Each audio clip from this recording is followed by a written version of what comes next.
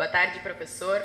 Estudos feitos, né? Vídeos já todos repassados, devidamente repassados. Creio que os ajustes também da primeira partida também tu já tenhas feito.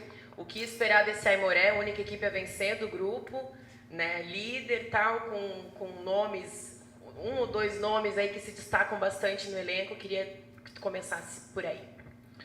Boa tarde. Sim, a gente já observou bastante, trabalhamos bastante em cima já da equipe do Aimoré, ainda temos vídeo agora, depois aqui da coletiva, tem vídeo amanhã, né?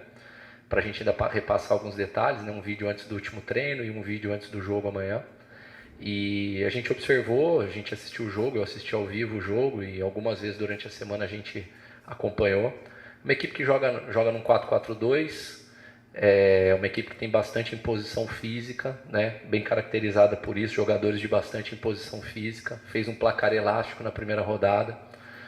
A gente acredita que a gente vai saber praticamente aí 100% da escalação que eles vão entrar em campo, com uma dúvida, talvez aí com a chegada do Isaías, se ele joga ou se ele não joga, um jogador querido lá pela torcida, estava retornando.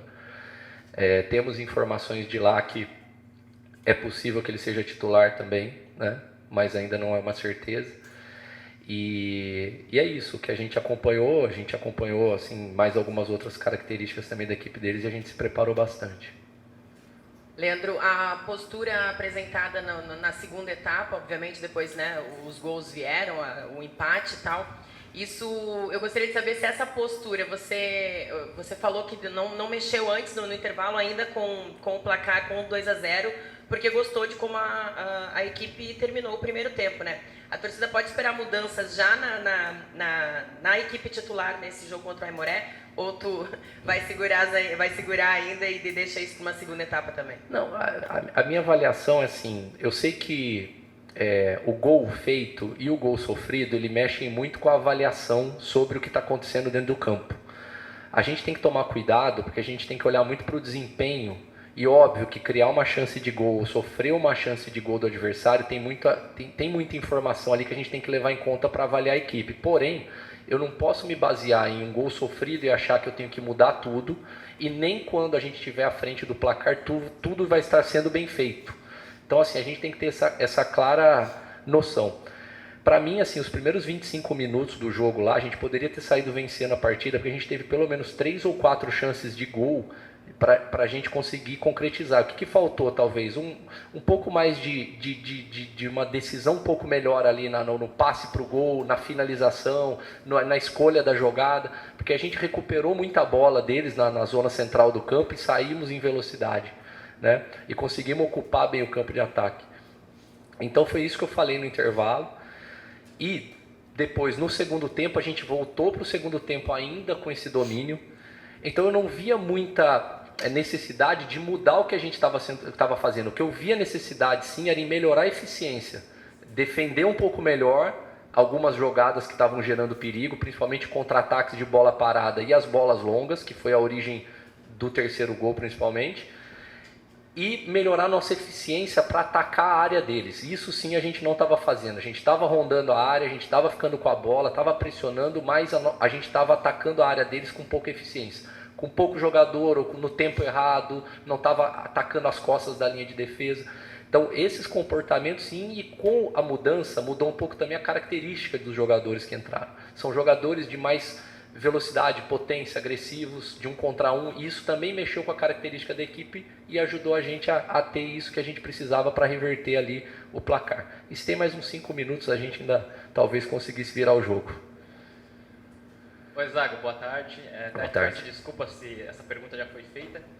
A gente está tendo muito pouco acesso aos coletivos, né? Agora também a atualização do departamento médico, se tem jogadores retornando ou não. Para essa partida, você já prevê alguma mudança no time? O torcedor pode esperar alguma mudança na equipe titular ou não? Você ainda tentará promover ainda os primeiros 11 iniciais? Bom, vamos lá. Futebol é jogo e jogo é engano. Para a gente poder jogar bem o jogo, nós precisamos ter controle da informação. Se a gente abrir toda a informação para o adversário, toda a informação para fora, nós não vamos conseguir criar vantagem. A vantagem não é só dentro do campo. Se eu mostrar para o adversário tudo que eu vou fazer na minha bola parada, ofensiva, eu já estou eliminando uma baita de uma vantagem. E é isso que vai me dizer sobre sucesso. Então eu preciso controlar a informação sim. Futebol é isso.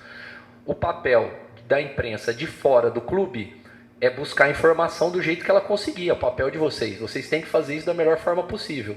O papel de quem está dentro é fortalecer o clube. Então acho que isso que tem que ficar claro para a gente entender. Um faz um papel, eu preciso fortalecer a instituição e o clube. E quem está dentro tem que pensar assim, fortalecer o clube. Quem tem que buscar informação é quem está fora. Esse é o jogo. Para mim isso é muito claro, né? Assessoria é uma coisa que está dentro, imprensa é outra que está fora. São papéis diferentes, né? Que cumprem papéis diferentes ali dentro do trabalho, né? E dentro disso, sim, é possível que tenham mudanças sim para o jogo, tá? Em função de algumas coisas que a gente viu durante a semana. Eu me baseio muito pela performance de jogo e performance de treino. Para mim é muito importante porque eu considero os treinamentos aspecto fundamental do trabalho. O jogador tem que treinar como ele joga. Jogadores que treinam como jogam têm muita vantagem no meu trabalho, porque eu acredito muito no desenvolvimento que eu consigo transformar neles durante a semana, durante os treinos, durante as sessões. Então, para mim, eu não fico refém de atleta em nenhum momento, caso ele jogue bem e treine mal, porque eu sei que o processo vai fazer com que os outros evoluam e vão tomar a frente dele. Isso vai acontecer e ele vai perder espaço, então isso é importante. E tudo isso vai se construindo semana a semana e não necessariamente eu tenho uma perspectiva de olhar e falar assim, temos um time titular, eu quero ter os 11 melhores daquele momento, talvez baseado nos últimos jogos, baseados na sessão da semana, em campo no próximo jogo, sem ter uma preocupação de que isso seja fixo. Zago, só ratificando, você falou que o Joinville, uma das virtudes do último confronto foi o grupo estar unido, principalmente no ataque, né? Isso ilustra os 3 gols, né? Fialho, Ian Rolim e Cristi. Então foram 3 jogadores diferentes que acabaram balançando as redes. Sinal de que um grupo maior está chegando dentro da área do adversário, né? Mas entrando dentro dessa pergunta do Salgado, se você pudesse, é lógico, ser um pouquinho mais aberto quanto às mudanças. Quem treinou bem tem oportunidade. Qual que é a tua necessidade de mudança? Você viu uma necessidade no sistema defensivo para fazer uma mudança? Você viu uma ineficiência no ataque? Qual que seria a tua real substância para fazer a mudança do elenco para o próximo sábado? Bom, a gente avalia vários aspectos para fazer a mudança, né? Característica do adversário, característica do jogo, necessidades da equipe, aquilo que a gente achou que era necessário mudar, né?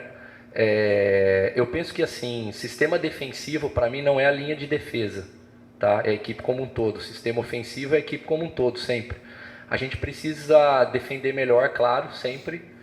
E a gente tomou algumas decisões porque a gente viu necessidade de ter um pouco mais de agressividade na equipe, de ganhar um pouco mais de duelo, de buscar isso, exatamente, nas 2 áreas principalmente. Então isso pode ser que interfira aí em algumas decisões que a gente está pensando. Zago, o Léo Grigio foi um jogador que tu ganhou nessa semana, né, a partir do momento que ele ficou regularizado no BID. É um jogador que tu já conhece, já trabalhou com ele no Atlético Mineiro. Tu sente segurança já de poder contar com ele atuando, se não há necessidade, desde o princípio do jogo? Tenho segurança de que ele está preparado para jogar. Agora, se ele vai jogar é outra coisa, né?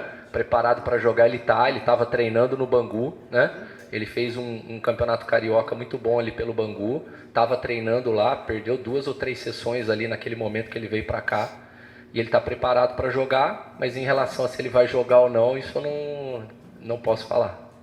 Percebeu que somos bem unidos aqui, né, professor? Nós vamos furunfando até achar o ideal aí. Fala um pouquinho do Christian para nós. Sobre a estreia, foi muito boa, né? A reestreia dele com a camisa tricolor, mas a semana de treino, a conversa, é um menino que tem uma evolução à frente, enfim, você como um conhecedor da base, enfim, qual foi a conversa tete a tete com o Christian durante a semana? O Christian é um jogador que ele é do clube, estava emprestado ao Bahia, até foi numa conversa informal com um colega do futebol que trabalha no Bahia, comentou da situação dele, a gente foi buscar e ele é um jogador talentoso e a gente fez questão de que ele retornasse. Sabemos do potencial dele, ele é um jogador assim de muita velocidade nas ações. É um jogador que joga por fora, mas tem boa finalização, isso é importante, né? Ele faz gols, porque o grande problema é quando o jogador que joga por fora do campo faz pouco gol, né? Ele tem gol, tem assistência no jogo dele, tem velocidade, e eu vejo que é um jogador com grande potencial que o clube tem que tratar com muito carinho, porque vai dar muito retorno técnico e futuramente financeiro. Zago, boa tarde. No meio campo ali, o Xavier entrou muito bem, ele estreou, fez uma semana de treinar só com você, mas ele estreou muito bem. O quanto você vê o potencial no Xavier e o quanto é uma dor de cabeça boa para ti ter o Xavier estreado bem e o Naldo, que é ídolo, que tem não uma cadeira cativa, mas tem um cargo especial ali dentro do time. Quanto você vê ali esse meio campo, se ele já está montado ou ele vai mudando jogo a jogo?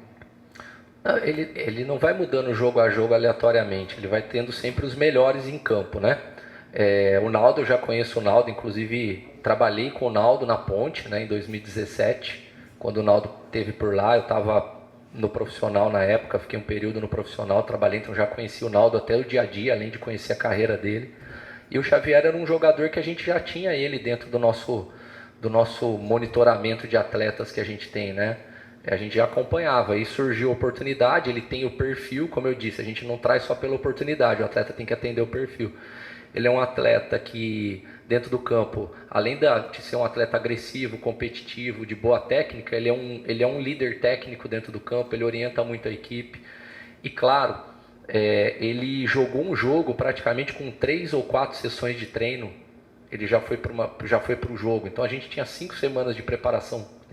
Tinham coisas que não iam acontecer do jeito que poderia. Então semana a semana ele vai se integrar melhor à equipe, ele vai entender melhor algumas dinâmicas coletivas nossas, e é isso. Mas é um atleta muito inteligente e muito interessado em entender a ideia coletiva da equipe para poder ser comunicativo ali, poder orientar os colegas durante o jogo, além do jogador que ele é individualmente. Aproveitando só o gancho da pergunta do Bernardo, você pensa também ou vê virtudes no Xavier para poder jogar um pouco mais ofensivo e numa possibilidade, numa situação de jogo, jogar com o Naldo, Davi Lopes e Xavier no meio? Pode jogar, eu acho que pode jogar, depende da característica. Se a gente for pensar até num losango no meio campo, eu posso fazer esses 3 e com o Ian na ponta da frente de um losango em algum momento, né? É uma possibilidade. O Xavier ele não se define muito como um volante só, ele pode ser um segundo volante, quase meia, depende da característica que eu quero para esse meia. Se eu quero um meia mais competitivo, porque eu preciso que ele trabalhe mais defensivamente, ele atende bem isso, ele tem boa chegada. Eu também conheci o Xavier ainda na época de Atlético Mineiro, ele estava lá, né? Eu conheci ele na época quando eu cheguei no Atlético, o Atlético estava desmanchando o time sub-23 e o Xavier era um desses jogadores desse elenco. Então já o conhecia ali naquela reta final, um pouco antes dele sair do clube, e já sabia do histórico dele desde aquele momento. Então a gente já vê as possibilidades, conheço o pessoal de Minas que trabalhou com ele na base do América, a gente sabe de todo esse tipo de informação quando vai buscar um atleta. Zago, o Fialho, quando o Léo Reis apresentou o Fialho, era um extrema com velocidade, sabia finalizar e etc. A gente viu ele no último final de semana centralizado, fazendo gol de centroavante, né? Apenas um toque na bola, bateu firme, balançando as redes. O Zago vê o Fialho numa extrema ou o Zago vê o Fialho num centro de área como um jogador mais posicionado, né? Como um centroavante? Assim, acho que a gente tem caracterizado muito no Brasil como atacante de lado, atacante de referência, mas a gente perdeu uma coisa que a gente tinha no jogo brasileiro aí até uns 20 anos, que era o segundo atacante. É aquele cara que nem é o cara só de lado, mas não é um cara de referência fixo. E eu olho pro Fialho e eu vejo muito isso. Ele é um jogador que gosta de se movimentar, flutuar no ataque, entrar na área eventualmente. E se for pelo lado do campo, pelo biotipo dele, pela velocidade, ele também tem essa capacidade. Como ele é um jogador que finaliza muito bem, a gente tem trabalhado ele muito para ele estar o mais perto do gol possível. Isso não significa parado, significa que os movimentos dele levem ele a estar perto do gol para finalizar a jogada o tempo todo. Então eu acho que ele pode jogar como um 9, ele pode jogar como um segundo atacante se a gente tiver com 2, e também pode jogar por fora como um atacante de lado numa necessidade. Nesse momento eu vejo que ele tem sido tem ido muito melhor como um atacante, mais centralizado, um pouco mais próximo do gol, na verdade. Não ir com a consciência pesada para casa. O sistema com 3 zagueiros, ele está mais próximo de acontecer ou tu vês o sistema defensivo do Joinville como natural hoje? O sistema de 3 zagueiros, viu? É mais um desejo do que uma pergunta, né? Vamos lá. Não, ele pode acontecer, a gente treinou ele bastante, principalmente no início, que a gente estava sem alguns jogadores, né? Naquele final de Catarinense que a gente perdeu alguns atletas, a gente ficou com poucos atacantes no campo, principalmente de lado, e aí a gente trabalhou muito em cima de linhas com 3 zagueiros, que a gente tinha muitos mais zagueiros no campo, né, do que outras posições. A gente trabalha em alguns momentos, né, mas eu penso mais numa situação de jogo, para a gente encaixar nesse momento. Acho difícil que seja uma situação. Eu ainda acho que saída com 2 zagueiros, né, uma saída com 2 zagueiros, com 2 laterais mais espetados um pouco, né, por fora. Acho que ainda está encaixando um pouco melhor no nosso jogo.